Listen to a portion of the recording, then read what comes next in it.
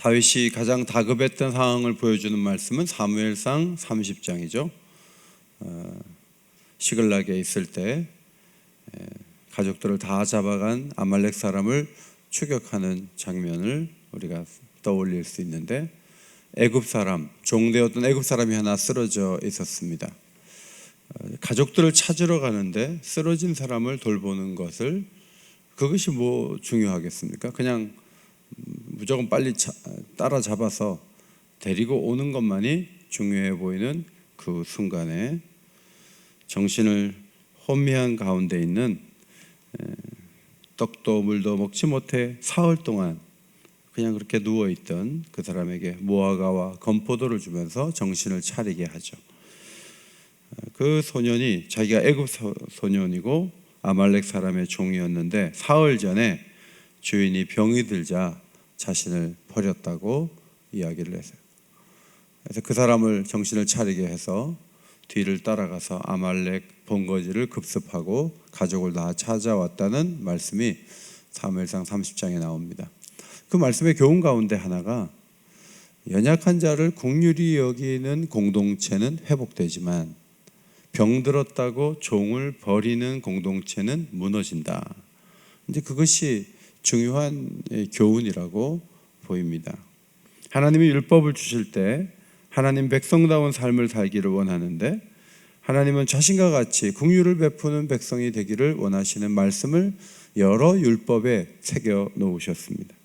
특별히 출애굽기 22장에 보면, 너는 이방 나그네를 압제하지 말라. 너는 과부나 고아를 해하지 말라. 내가 만일 가난한 자에게 돈을 구워주어 이자를 받으면 안 된다. 26절, 내가 만일 이웃의 옷을 전당 잡거든 해가 지기 전에 그에게 돌려보내라. 이런 말씀이 있어요. 그럼 해 지기 전에 옷을 돌려보내려면 전당을 잡지 말라는 말씀이네요. 너무 가난한 사람을 압박하고 몰아세우지 말라. 그렇게 하나님은 말씀하셨습니다. 동물에 대한 말씀도 특이하지 않습니까? 처음 난 것을 내게로 돌리라, 이렇게 하나님 명하셨지만 22장 30절에 내 소와 양도 그와 같이 하되 이레 동안 어미와 함께 있다가 8해 만에 하나님께 바치라는 거예요. 동물이지만 새끼를 그냥 나자마자 그냥 갖다 바친다 그러고, 이 어미와 새끼를 분리하지 마라. 적어도 8일 동안은 같이 있는 시간을 줘라. 이런 명령 속에 하나님의 그 긍휼이 얼마나 깊고 넓은지를 우리는 느낄 수 있습니다. 신명기에도 15장에 가난한 형제에게 내 마음을 완악하게 하지 말며 내 손을 움켜쥐지 말고 반드시 내 손을 그에게 펴서 그에게 필요한 대로 쓸 것을 넉넉히 구워주라. 도움이 필요한 만큼 공급하는 그런 사회를 이루시는 것이 하나님의 꿈이었죠. 오늘 본문과 관련해서 30장 3절, 신명기 30장 3절에 내 하나님 여호와께서 마음을 돌이키시고 너를 긍휼히 여기사 포로에서 돌아오게 하시되 내 하나님 여호와께서 흩으신 그 모든 백성 중에서 너를 모으시겠다. 하나님 법이 강력해서 불순종하면 포로로 잡혀가요. 그런데 거기서 이렇게 돌아오게 되는 계기의 가장 중요한 부분은 하나님이 불쌍히 여기셨어. 자기 백성이 잡혀가서 노역을 할 때 그거를 계속 벌받아 마땅하다, 너희들이 잘못한 게 있다 하고 막 100년이고 200년이고 계속 밀어붙이신 분이 아니에요. 자기 백성이 너무 고생할 때 마음이 아프신 거예요. 내가 이제 불러내야 되겠다 하고 돌아오게 하시겠다. 그래서 이 회복의 중심에는 긍휼의 마음이 있다는 것을 항상 기억해야죠. 오늘 본문 17절, 가련하고 가난한 자가 물을 구하되 물이 없어서 갈증으로 그들의 혀가 마를 때 나 여호와가 그들에게 응답하겠다, 그렇게 말씀하셨습니다. 가련하고 가난한 자는 1차적으로 바벨론으로 잡혀갔다가 돌아올 때 출애굽의 영상을 이렇게 이미지를 덧입혀서 광야가 가운데 있다, 이것을 염두에 둔 거죠. 그래서 물이 없어 갈증으로 혀가 마르는 상황을 가정한 거예요. 아직 잡혀가지 않았기 때문에 그것을 가정해서 말씀하시는 거예요. 바벨론에서 돌아올 때도 애굽에서 돌아올 때처럼 광야 생활이 있을 것이다. 그 돌아오는 과정의 고통이 바벨론으로 돌아올 때 사실 성경에 자세하게 표현되지 않았고 또 광야가 계속 있는 건 아니에요. 그러나 출애굽의 영상을 그대로 가지고 와서 출애굽 한 다음에 가장 힘든 문제가 물 문제였거든요. 물이 없어서 너무너무 고민하고 아파하고 힘들어하고 마라의 쓴물을 마시면서 원망하고 그런 일들이 계속 일어난 것처럼 바벨론에서 돌아올 때도 광야와 같은 그 중간지대에서 고통할 때 나 여호와가 그것을 다 보고 있고 과거의 출애굽 백성에게 한 것처럼 나는 바벨론에서 돌아온 자들에게 물을 주어 마시게 할 거다. 그것을 말씀해요. 특별히 그 표현 가운데 그들의 혀가 마를 때 이런 표현이 있죠. 한두 사람이 아니에요. 목마른 사람이 너무 많은 거예요. 그 다수가 혀가 말라 있어요. 상황이 심각해요. 다급해요. 어려움 속에서 곧바로 대응하지 않으면 집단이 그냥 쓰러질 수도 있는 거예요. 그때 하나님께서 너무 수가 많기 때문에 이미 탈진된 상태에 놓여 있기 때문에 나는 손을 못 쓰겠어 이러지 않는다는 거예요. 그들의 혀가 마를 때 그것이 다수라 할지라도 지금 상황이 매우 심각하다 할지라도 나 이스라엘의 하나님이 그들을 버리지 않을 것이다. 너희들이 나의 하나님이라고 고백한다면 나 또한 나는 이스라엘의 하나님이다 라고 자신을 소개하죠. 그리고 힘겨운 상황에서 다 건져내시고 결코 등을 돌리지 않을 것이다. K방역을 잘한다고 계속 자랑했는데 막 응급 환자가 늘고 1000명이 넘고 병상이 부족하고 무슨 얘기가 흘러나오죠? 생존 확률 80% 이상 되는 사람만 치료하겠다. 생존 확률이 80% 안 되면 응급실 못 들어가고 치료 못 한다. 왜냐하면 살릴 수 있는 사람 살리겠다. 이게 그냥 나오는 거예요. 그러면 이해는 돼요. 살릴 수 있는 사람 살려줘. 그런데 생존 확률이 80% 안 되는 사람이 그 결정을 하는 사람의 어머니면 그 결정을 하겠어요? 내 가족이면 그 결정이 합당한 거예요? 그게 남이면 괜찮을 수 있어요. 그러면 순리적으로 가요. 그런데 그게 내 가족이 생존 확률이 떨어져서 응급실에 들어가지도 못한다. 법으로 그렇게 만들어버렸다. 그런 정책이 시행된다. 얼마나 기분 나쁘고 불쾌합니까? 근데 하나님은 생존 확률을 보고 물을 공급하시는 분이 아니라는 거예요. 하나님은 정말 말도 안 되는 상황에 있다 할지라도 그 목마름에서 그것이 아무리 다수라 할지라도 그들에게 물을 주어서 그들을 해갈시키시고 그들에게 만족을 주실 수 있는 그런 마음을 갖고 계시다, 그런 말이죠. 어제 미국에 있는 우리 선후배들하고 잠깐 통화를 할 이 단체로 이렇게 줌으로 보게 됐어요. 어떤 분이 그걸 올려서 시간 되는 분 들어라 그래서 제가 길 가다가 들어갔어요. 근데 후배 하나가 구세군 쪽으로 교단을 옮겼더라고요. 그 구세군 사관 있죠. 그 성탄절 되면 구세군 냄비에 하시는 분들, 교단은 크지 않아요. 근데 굉장히 선한 일을 많이 하고 그게 좋아 보이는지 그쪽 교단으로 가서 지금 신학 공부를 다시 하고 있는 걸 봐요. 그래서 저희가 이제 물어봤죠. 장로교와 구세군의 이 교리적 차이점이 뭐냐 그랬더니 구세군은 감리교에서 나왔대요. 근데 어떤 게 제일 크게 차이 나냐 하면 여기서 신학대학원까지 장로교에서 뼈가 굵은 사람이 구세군으로 넘어갔단 말이에요. 어떤 목적을 가지고. 자기도 동의가 잘 안 되는 부분인데 그게 뭐냐 그랬더니 결국 구원이 하나님 우리를 부르셨다가 해도 각자의 책임이라는 거예요. 그래서 자기가 제대로 구원을 관리하지 않으면 언제든지 버려질 수 있다는 거예요.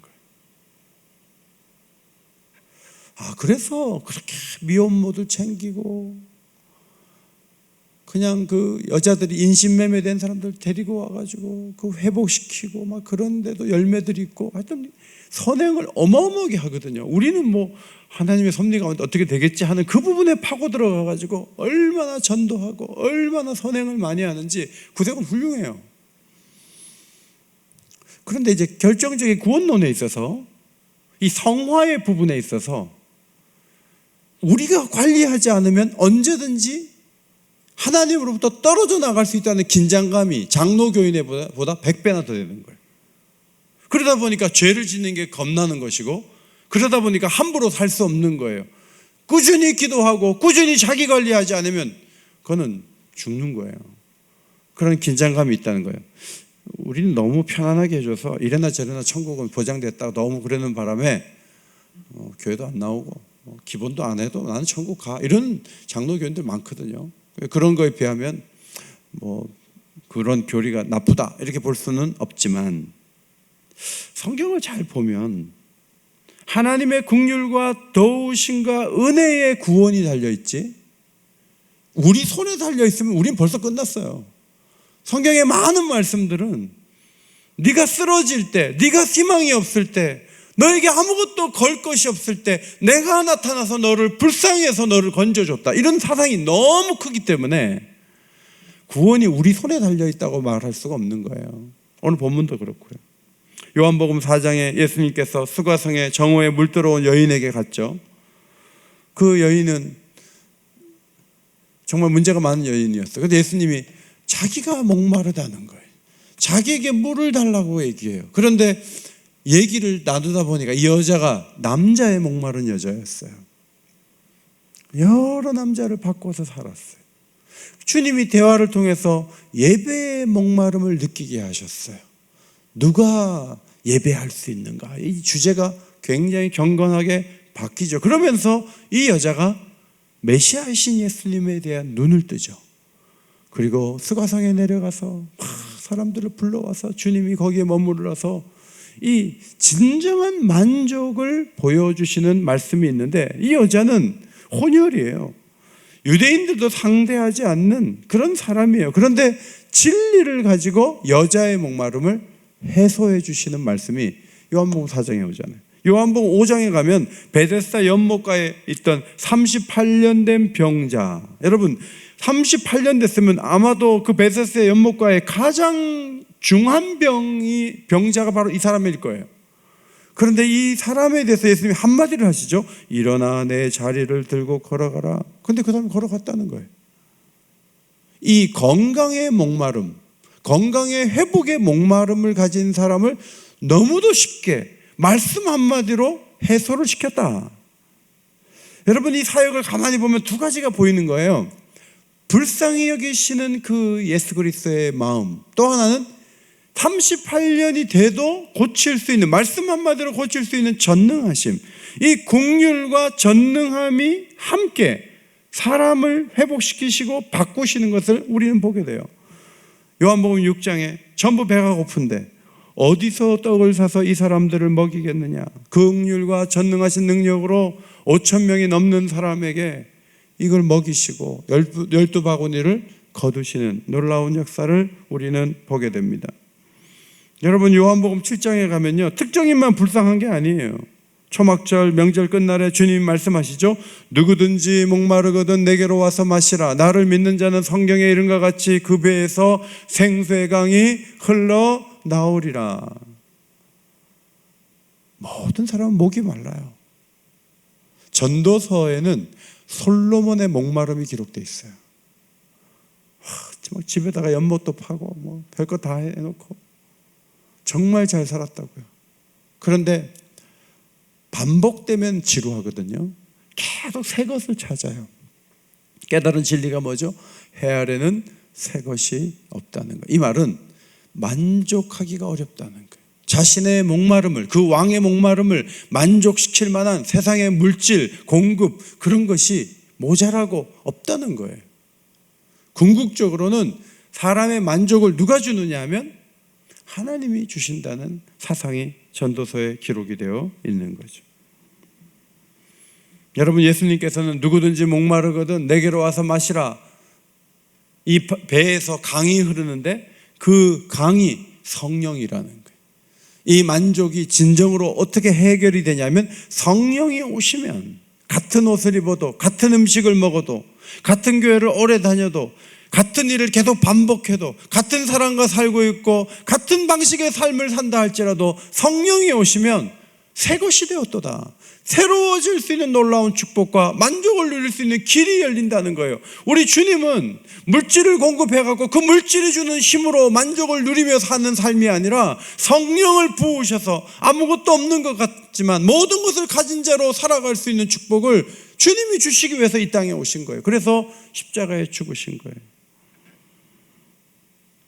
17절에 가난하고 가련한 자가 물을 구하되 1차적으로는 바벨론 포로에서 돌아온 자를 의미해요. 질병과 먹을 것이 없어 고생하는 자를 의미해요. 만족 없이 살아가는 모든 사람을 의미하는 거예요. 궁극적으로 이 말씀은 성령의 도우심으로 참된 만족을 필요로 하는 모든 사람들을 의미하는 거예요.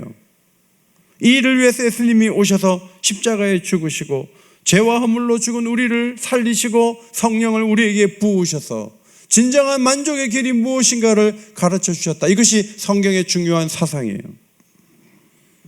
18절을 보세요. 내가 헐벗은 산에 강을 내며 골짜기 가운데 샘이 나게 하며 광야가 못이 되게 하며 마른 땅에 샘 근원이 되게 할 것이다 그랬어요. 제가 이렇게 히브리어를 가지고 직역을 해보니까 민둥산 큰 강, 골짜기 중앙 샘, 사막 연못, 건조한 땅 물 원천, 이렇게 돼 있어요. 이거를 우리말로 이렇게 풀어가지고 이렇게 문장을 만든 거예요. 우리 하나님이 2700년 전에 포크레인과 트럭, 시추공이 없던 그 세상에 엄청난 토목공사를 예고하고 계셨어요. 여러분, 고대인에게 이거는 불가능한 일이에요. 지금은 뭐 그냥 한 몇 년 주면은 막 만들어요. 사막에도 막 물이 나고 하고 뭐 도시도 만들고 지금 막 그래요. 그런데 2700년 전에는 이건 전혀 불가능한 상황이에요. 여러분, 이것이 그 다음 단계를 위한 기초 환경 변화이죠. 19절을 위한 거예요. 19절을 보면 내가 광야에는 백향목과 시틴나무와 하석류와 들감남 나무를 심고 사막에는 잣나무와 소나무와 황양목을 함께 두리니, 하루 이틀 물이 잠깐 있다가 또 마르는 그런 땅이 아니에요. 거기다 나무를 심어서 나무가 살 수 있도록 계속 물 근원을 움직여가지고 사막과 광야에 진귀한 나무들이 설 수 있는 그런 일들을 나는 이룰 수 있다 라고 말씀을 하셨어요. 2000년도에 이스라엘을 간 적이 있는데 가이드가 그런 얘기를 하더라고요. 꿀 중에 세계에서 가장 좋은 꿀이 이 팔레스타인에서 나고, 그 다음에 그 한 마리당 가장 좋은 그런 양의 젖이 바로 이 팔레스타인에 있다, 뭐 이런 얘기들을 하는 걸 지금도 기억을 해요. 하나님은 이스라엘 땅을 아주 가장 비옥한 땅을 만드셔서 나무가 살 수 없는 그곳에 지금도 많은 나무들을 세워서 살게 하셔서 거기서 나온 과일이 온 세계에 수출되도록 하나님이 실제로 이 일을 이루셨어요. 그러나 이것은 궁극적으로는 하나님이 이루실 비옥하고 푸른 공간인 요한계시록 22장 말씀을 바라보게 하는 말씀이에요. 22장 1절과 2절 말씀, 자, 앞에 보시고 함께 읽겠습니다. 시작. 또 그가 수정같이 맑은 생명수의 강을 내게 보이니 하나님과 및 어린 양의 보좌로부터 나와서 길 가운데로 흐르더라. 강 좌우에 생명나무가 있어 12가지 열매를 맺되 날마다 그 열매를 맺고 그 나무 잎사귀들은 만국을 치료하기 위하여 있더라. 여러분, 광야와 사막에다가 나무 심는 거 굉장히 어려운 일이지만 지금 기술로 지금 사람들이 하고 있어요. 하나님이 그 일을 할 수 있다고 말씀하신 그 일을 우리가 할 수 있다고요. 그런데 광야와 사막에 나무를 심는 것보다 더 어려운 일이 뭐냐면 저 공중에다가 나무를 심는 거예요. 그 저 공중에다 강이 흐르게 하는 거예요. 그거는 우리의 기술로는 되지 않는 거예요. 그런데 저 하늘에 도시를 세우시고 저 하늘에 나무를 세우시고 저 하늘에 강이 흐르게 하시고 그 하늘에 세운 그 심어 놓은 나무가 12과일을 한 나무에서 12가지가 열매를 맺는 그런 놀라운 공간을 하나님이 전능하심으로 예비하셨다. 이것이 사도 요한에게 말씀하신 약속이에요. 너무 놀라운 하나님의 생각이죠.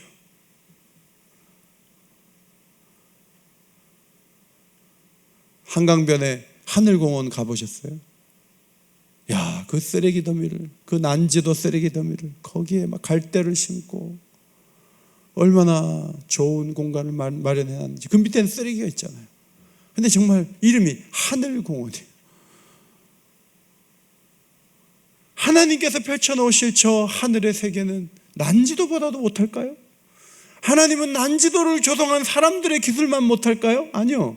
하나님은 얼마든지 모든 일을 할 수 있는 전능자라는 거예요. 이걸 우리가 믿어야 돼요. 제가 사는 집은 홍제천 근처예요. 그래서 매일 30분 1시간씩 걸어요.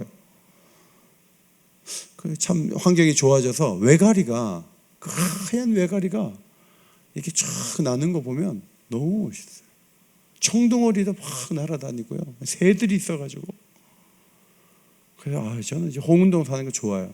참 아름답고 좋아요. 근데 아내하고 걷다 보면은 내부순환도로가 있는 그 고가도로가 머리 위에 있는 거예요. 비가 올 때는 거기 비가 안 떨어져. 위에 보면 그러니까 자꾸 반복해서 걷다 보면 다리 밑을 걷는 거예요.